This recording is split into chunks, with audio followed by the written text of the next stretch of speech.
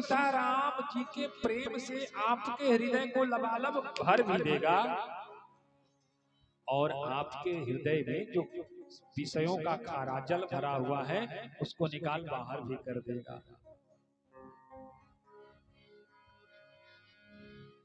इसलिए गुरुदेव भगवान ने नामकरण करते समय भरत जी को कहा कि विश्व भरण पोषण कर जोई, विश्व भरण पोषण कर जोई, विश्व भरण पोषण कर जोई, विश्व भरण पोषण कर जोई, ताकर नाम भरत अस होई, ताकर नाम हरि बोल, यश होई, ताकर नाम भरत अस होई, ताकर नाम भरत अस होई।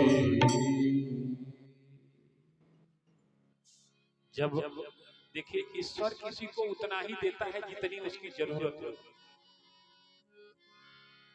इसलिए अपनी जरूरत बढ़ाओगे तो भगवान जरूरत के हिसाब से देता है।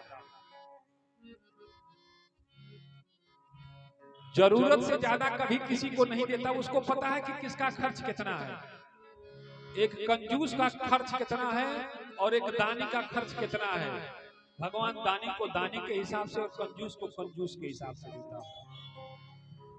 तुम्हारे चाहने से नहीं देता भगवान, तुम्हारे कर्म के हिसाब से देखता है। भगवान से हम प्रेम करते हैं पर भगवान से जबानी जमा खर्च करते हैं केवल प्रेम।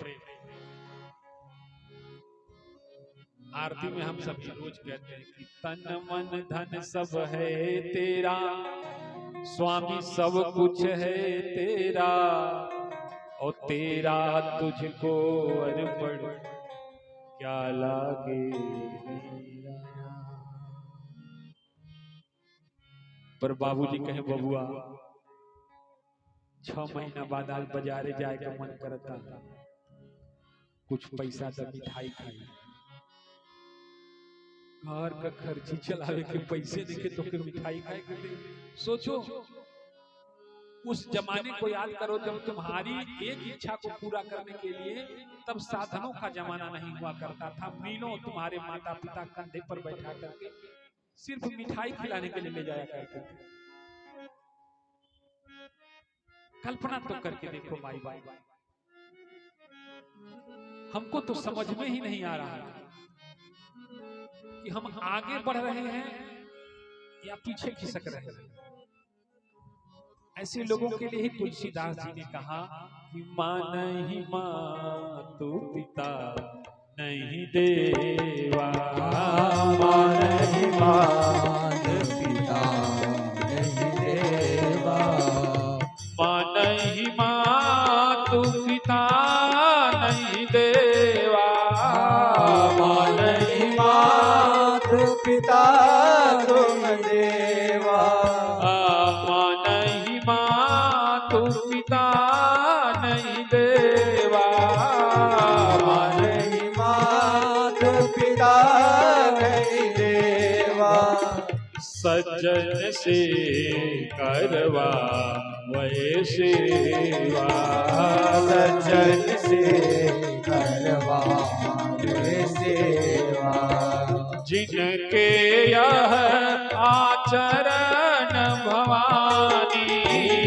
जिनके यह आचरण भवानी, जिनके यह आचरण भवानी, जिनके यह आचरण भवानी, सो जानहु निश्चर सम प्राणी, सो जानहु संग्रामी, सो जानहु निश्चर सम प्राणी, सो जानहु निश्चर सम प्राणी। व्यक्ति का स्वभाव ही उसको देवता और उसका अपना स्वभाव और व्यवहार ही उसको दानव बनाता है।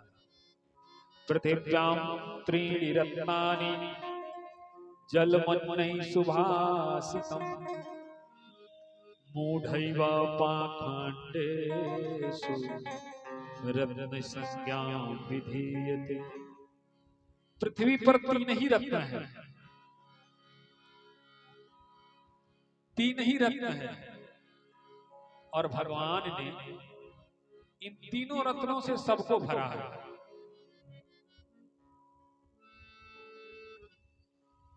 पर दिल है कि मानता नहीं, दिल है कि मानता नहीं, दिल है कि मानता नहीं।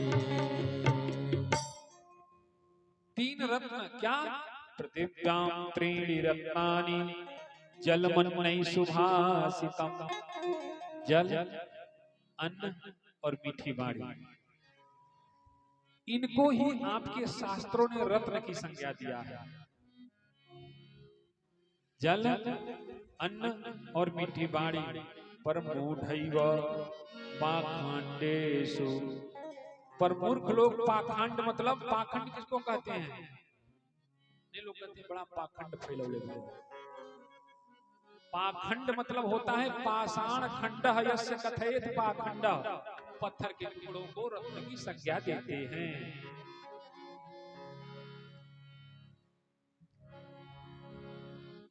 तो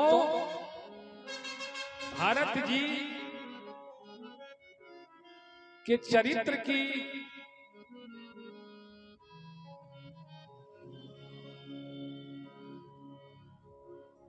कथा व्यक्ति को पवित्र बना देती है।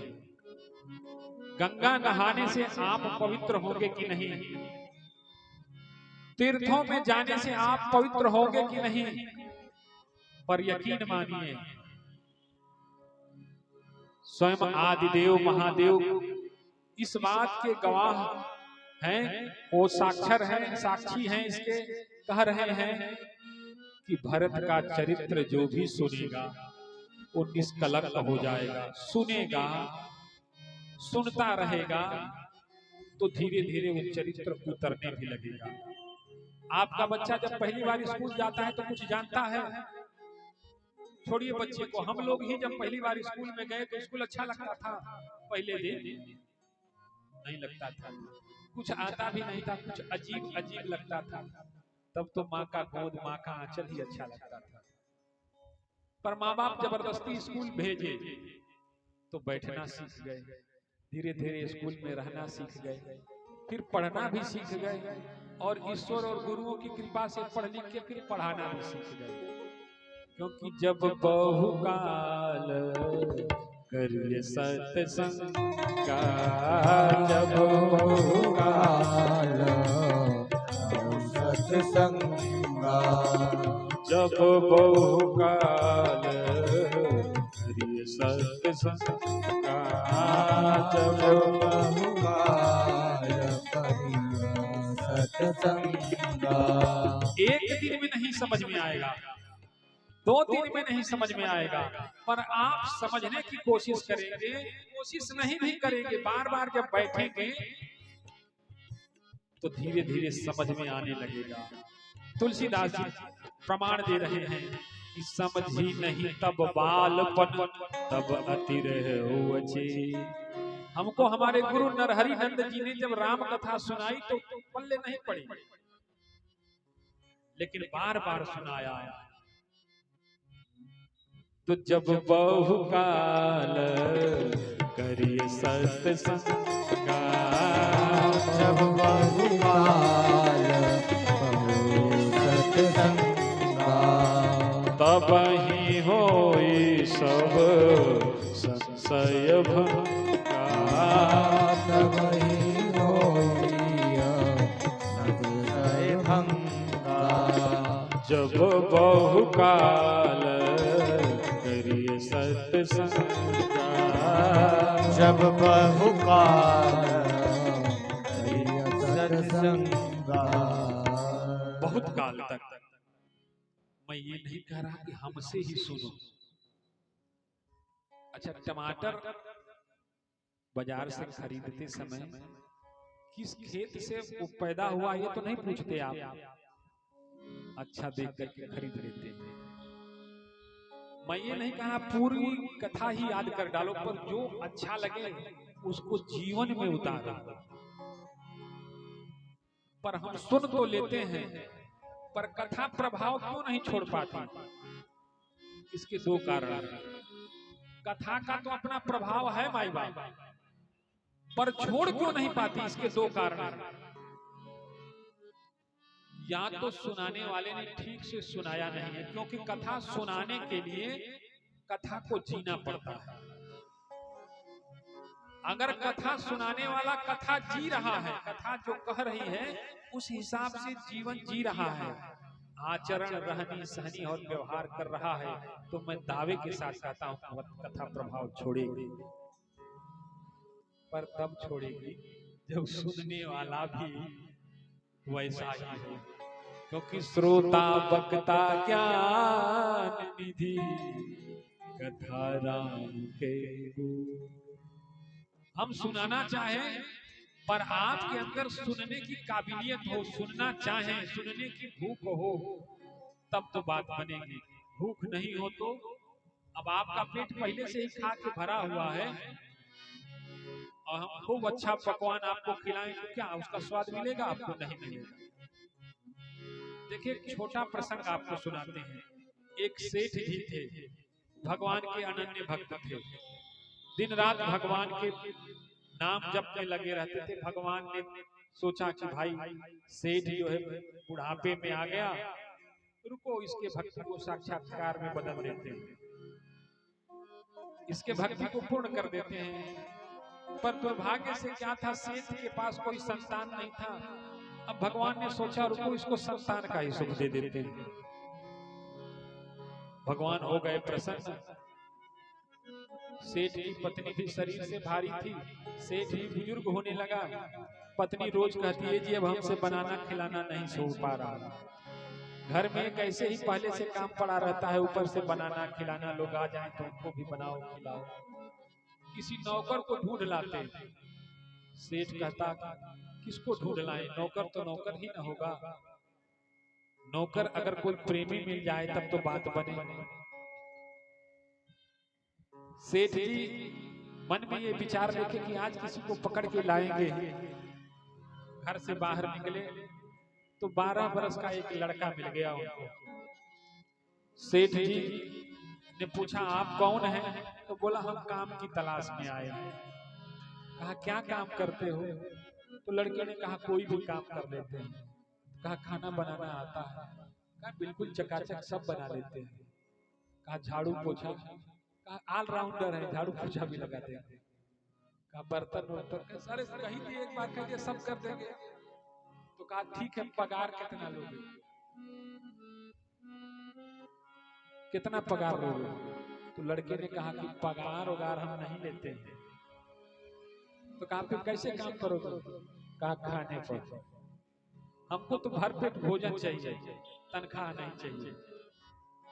सेठ जी ने सोचा अच्छा तनख्वाह भी नहीं देना पड़ेगा, सारा काम करने को भी तैयार है, झाड़ू बर्तन पोछा, अब इससे अच्छा मेरे को क्या चाहिए? उन्होंने कहा क्या नाम है? कहा नाम पूछ के क्या करेंगे? कहा नहीं नाम बताओ। तो कहा अंतर्यामी। क्या नाम है? अंतर्यामी। तो कहा ठीक है चलो अंतर्यामी, तब बाजार से सब्जी खरीदते हैं तो झोला ले लो। अब सेठ जी अंतर्यामी को लेके बाजार में गए, सब्जी मंडी सब्जी खरीदा, लेके सेठ जी पहुंचे घर पे। पत्नी को कहा देखो जी तुम रोज कहा करती थी ना कि अब हमसे सफर नहीं रहा, किसी को ले आओ, तो इसको लेके आए हैं। कहा तनख्वाह नहीं पूछी है? कहा वो सब हो गया। कहा क्या हो गया हमको पहले बताइए, ज्यादा अगर देगा तो हम भले मेहनत करेंगे पर ज्यादा देंगे नहीं हम। सेठ जी ने कहा रे उसकी चिंता तुम क्यों करते हो? अब देखो घर में संतान भी नहीं है पर कंजूसी देखो, पर भगवान की उदारता और करुणा भी देखो आप कि उसको भुला करके सिर्फ नाम जप के प्रभाव के कारण सेठ के निरंतर भगवत चिंतन में लगे रहने के कारण भगवान ने सोचा कि इसको सुख देंगे। कहा वो सब सिर्फ खाने पर ही काम निकल जाएगा। कहा तब तो बहुत बढ़िया खोज लाए जी। कहा हाँ देखो इसने एक शर्त रखा है कि मालिक हम काम सब करेंगे, पर जिस दिन हमारे खाने के विषय में किसी ने चर्चा किया ना, ये हम बर्दाश्त नहीं करेंगे। फिर काम एक तरफ और अंतर्जामी एक तरफ। अब 1 साल बीत गया। सेठ जी को सारा काम चकाचक समय से वेल मेंटेन मिलता था। समय से भोजन, समय से नाश्ता, समय से झाड़ू, समय से पोछा, बर्तन सब। अब एक दिन सत्यनारायण भगवान की कथा थी पड़ोस में। सेठानी को भी निमंत्रण आया। पड़ोसी का निमंत्रण है तो कैसे न जाएं। सेठानी पहुंची। अब 4 औरतें जहां पहुंच जाएं तो कैसे हो कि कथा सुने की चर्चा करें। चर्चा तो चालू। पंडित जी शुरू किए सत्यनारायण भक्त। एकदा नैमिषारण्य ऋषये शौनकादयाः सर्वे सुतं पौराणिकं खलु प्रति तपसां किंवान् प्राप्तेन वांछित फलम तत्सर्वं श्रोतुमिच्छामि कथस्य महामुने। एकदा नारदो योगी परानुग्रहश्च काञ्चया पर्यटन प्रतिलोकानां मृत्युलोके समागता मृत्युलोके जना सर्वे नाना क्लेशा समन्विता नाना योनि समुत्पन्ने पश्चैत् पाप कर्मभिः।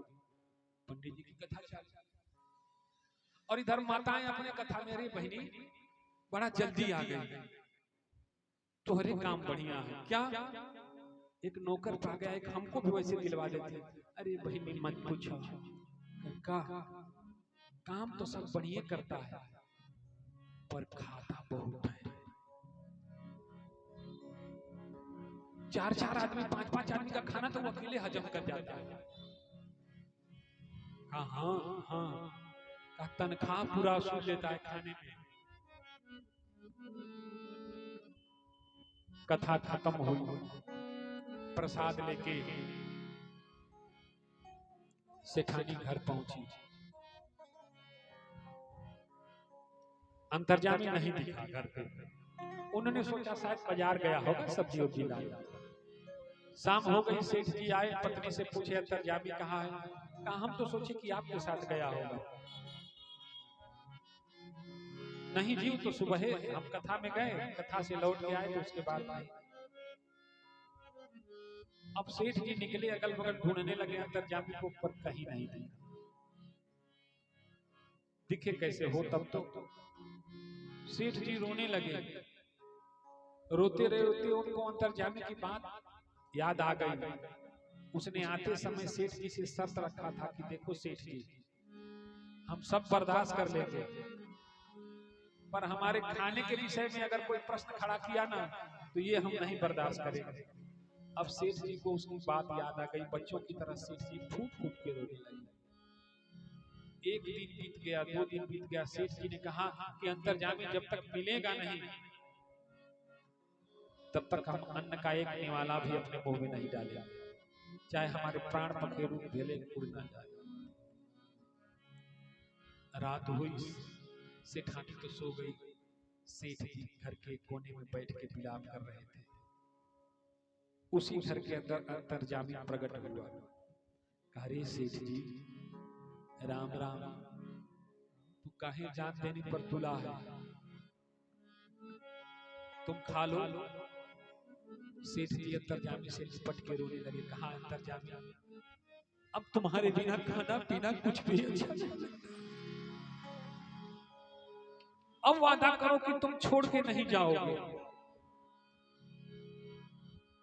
अंतर्जामी ने कहा सेठ जी हम तो कब के छोड़ चुके हैं। हम किसी को एक अवसर देते हैं, तुम्हारा नहीं।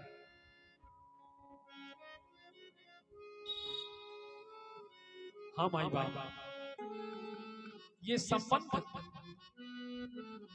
मिट्टी के घड़े की तरह है। एक बार चटक गया तो फिर उसको लाख जोड़ने की कोशिश करो, जुड़ नहीं सकता। अंतर्जामी अपने स्वरूप में आ गया। श्रीमन नारायण महाप्रभु विष्णु भगवान प्रकट हो गए। कहा सेठ जी, तुम्हारे निरंतर चिंतन का प्रभाव था मेरे मन में, विचार उठा कि तू अनवरत मेरी अनन्य सेवा किया करता है, दिन रात सोते जागते, तो चलो मैं भी कुछ दिन तुम्हारी सेवा करूं। सेठ जी, बस इतनी ही सेवा बाकी रह गई थी। सो अब इस चर्चा को किसी से मत करना। भगवान जाने लगे, सेठ पैर पकड़ लिया, प्रभु अब आपके बिना हम जी के क्या करेंगे। सेठ जी ने कहा कि हमारे साथ चल के भी क्या करोगे, हमको याद किया, हमारे साथ लज्जत भी उठाए, अब कुछ दिन हमारे विरह कातर होके आंसू गिराओ, फिर मैं खुद आऊंगा, अपने पार्षदों को नहीं भेजूंगा, खुद आऊंगा और अंगुली पकड़ के लेके चलूंगा, क्योंकि जहां ले चलोगे वही मैं चलूंगा। जहाँ ले चलोगे वहीं मैं चलूंगा।